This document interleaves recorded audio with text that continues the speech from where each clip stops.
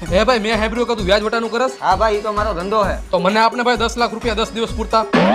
આલે આમાં 10 લાખ રૂપિયા હે પૂરેપૂરા. ઓકે ભાઈ કેટલું વ્યાજ દેવાનું 10 દિવસનું? તું તો મારો ભાઈબંધ હો, તારી પાસેથી થોડું વ્યાજ લેવાય. અરે ના ના ભાઈ એમ નો હાલે, ધંધામાં શરમ નો રાખાય. લઈ જાને ભાઈ હવે. હું જાઉં તને તારા પૈસા 10 દિવસ પછી મળી જાહે. કાઈ વાંધો નહીં ભાઈ. હાલો બોલ ભાઈ. તે મને 10 દિવસ પહેલા પૈસા આપ્યા હતા ને, એ તારા પૈસા ઘરે આવીને પાછા લઈ જા. હાલ ભાઈ, તારા ઘરે આવું, પૈસા લઈ જાવ. આલિયા ભાઈ તમારા પૈસા કેટલા હે? 20 લાખ રૂપિયા. ભલે ભાઈ. હાલો હું જાઉં. એ આવજો.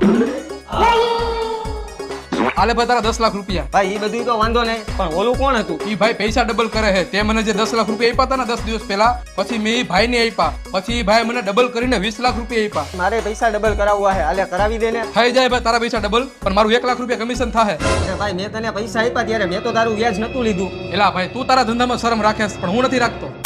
નથી કરવા મારે ડબલ. તો કાઈ નહીં ને, અને ધંધામાં શરમ કોઈ દી રાખતા નહીં તમે એવો.